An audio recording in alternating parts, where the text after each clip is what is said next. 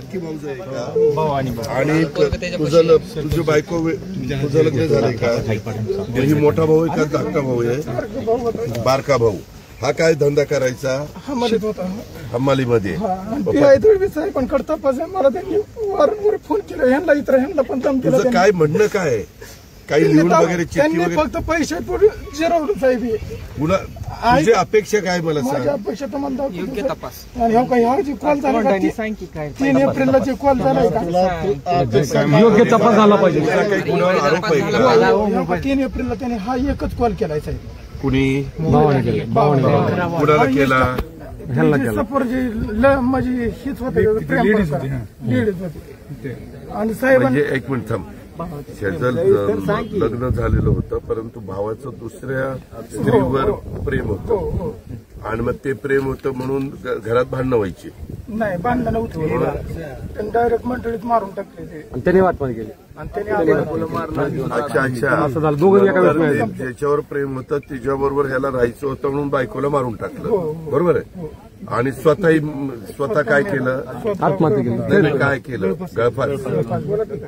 मग आता तुझं म्हणणं काय आहे? कारवाई केली नाही साहेब. त्या समोरच्या व्यक्तीने कुणावर? हे जे नंबर आहे ना 3 एप्रिलला कुणावर? प्रमोद चांगुडे नाव आहे त्या बाईवर.